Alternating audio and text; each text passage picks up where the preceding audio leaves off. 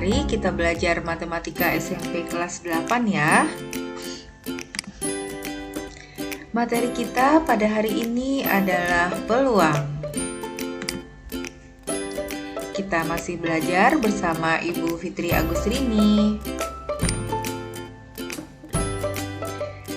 Tujuan pembelajaran kita pada hari ini adalah memahami pengertian percobaan, ruang sampel, dan titik sampel, menyusun anggota ruang sampel, menentukan titik sampel yang memenuhi suatu kejadian.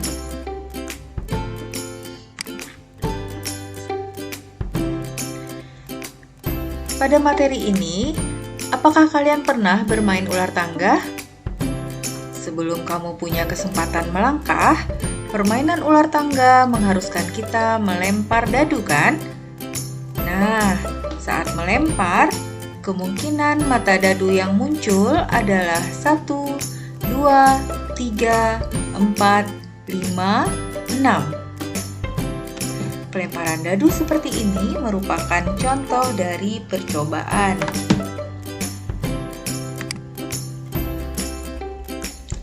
Munculnya mata dadu 1, 2, 3, 4, 5, atau 6. Jika dihimpun, maka diperoleh himpunan 1, 2, 3, 4, 5, 6. Himpunan ini juga disebut dengan ruang sampel.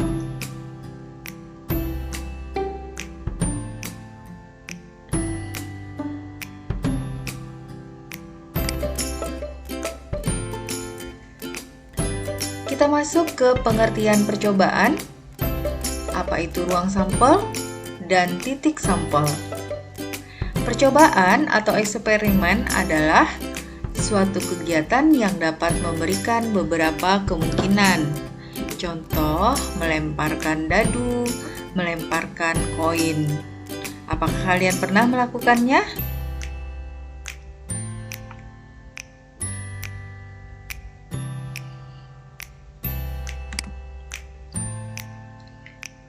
Ruang sampel adalah himpunan dari semua hasil yang mungkin pada suatu percobaan atau kejadian.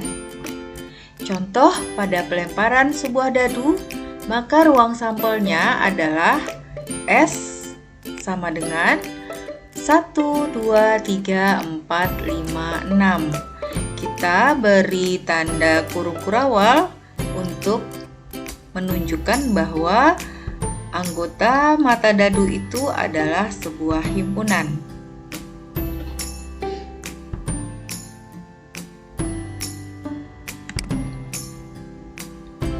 Titik sampel adalah anggota-anggota dari ruang sampel atau kemungkinan-kemungkinan yang muncul.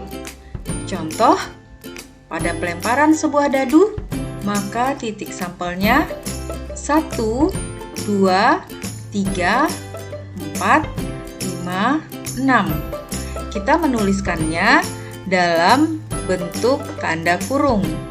1 diberi kurung, kemudian 2 dan seterusnya sampai 6. Ini menunjukkan bahwa anggotanya merupakan titik sampel.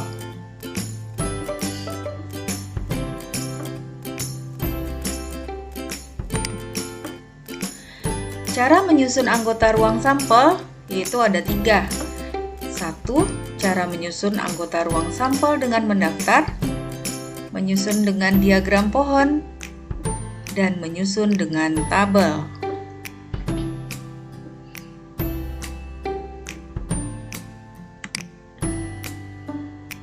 Ini dia penjelasannya. Yang pertama, cara menyusun anggota ruang sampel dengan mendaftar. Jika kita melemparkan 2 buah koin sekaligus, maka akan ada koin pertama dan koin kedua. Misalkan, koin pertama muncul angka A. Kita beri angka itu dengan simbol A. Dan koin kedua muncul gambar. Kita beri simbol G.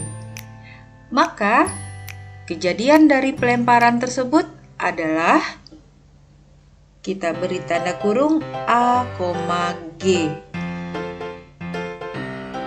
Semua hasil yang mungkin terjadi dari percobaan tersebut adalah AG, GA, AA, dan GG. Sehingga ruang sampelnya kita beri dulu tanda kurung kurawal untuk menunjukkan bahwa dia adalah himpunan. AG, GA, AA, GG. Oke, itu adalah ruang sampel. Titik sampelnya adalah anggota dari ruang sampel tadi, yaitu AG, GA, AA, dan GG.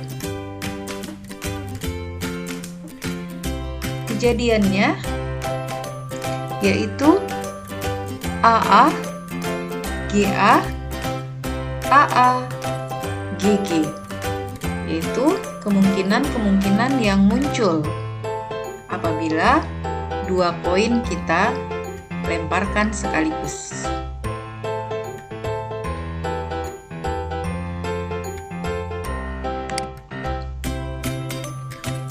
Yang kedua yaitu cara menyusun anggota ruang sampel dengan diagram pohon. Jika kita melemparkan sebuah koin dan sebuah dadu yang bersisi 6, maka kemungkinan kejadiannya adalah muncul angka A atau gambar G pada koin dan salah satu mata dadu pada dadu. Kita anggap sebuah koin bagian pertama dan dadu bagian kedua, sehingga kita peroleh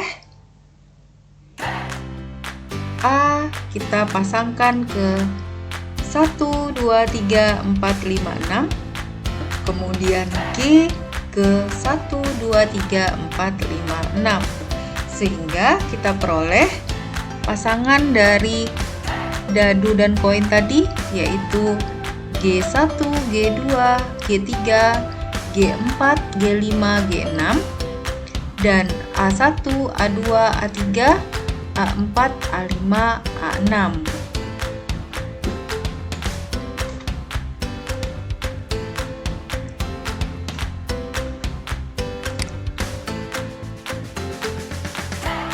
Nah, jika kita tuliskan, maka ruang sampel dari diagram pohon tersebut adalah S. Ini adalah menandakan ruang sampel sama dengan kurung kurawalnya kita tuliskan dahulu.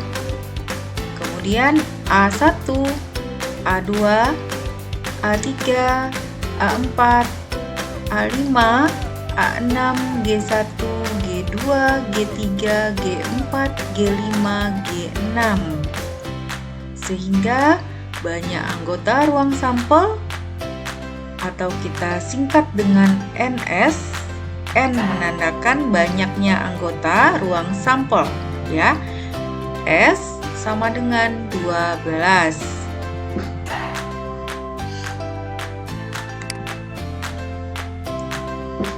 Cara yang ketiga yaitu menyusun anggota ruang sampel dengan tabel. Contohnya, jika kita melemparkan dua dadu sekaligus, maka pada masing-masing dadu akan ada 6 kemungkinan kejadian yang muncul, yaitu mata dadu 1, 2, 3, 4, 5, 6. Jika kita susun dalam sebuah tabel, maka kita perhatikan tabel ini, dadu pertama dan dadu kedua. Lalu dadunya kita pasang-pasangkan sehingga terdapat 36 kotak untuk titik sampelnya. 11, 12, 13, 14, 15, 16. Berikut juga begitu caranya, yaitu 21, 22, 23, 24, 25, 26 dan seterusnya sampai 6,6. Sehingga kita peroleh banyaknya ruang sampel itu adalah 36. Ini ruang sampelnya, kita tinggal menuliskan dengan menggunakan kurung kurawal.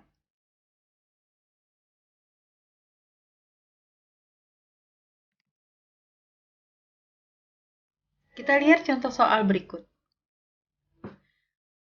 Tentukan banyak titik sampel dari ruang sampel, 1 koin dan 1 dadu. Ruang sampel 1 koin yaitu AG.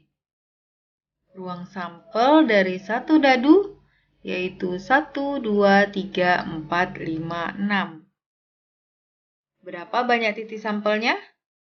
Kita tinggal, kalau kita bisa bikin tabel, kita buat tabel. Kalau tidak, langsung saja kita kalikan 2 kali 6 sama dengan 12.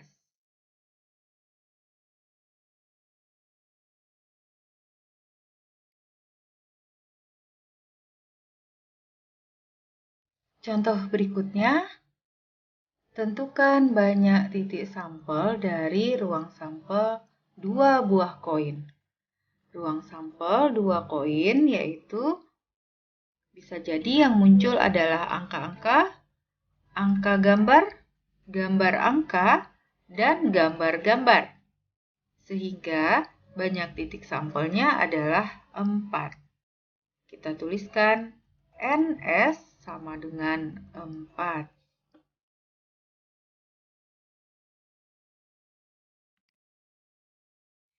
Baiklah, demikianlah pembelajaran kita kali ini. Ibu ucapkan terima kasih atas perhatian kalian dan jangan lupa tetap semangat dan selamat belajar.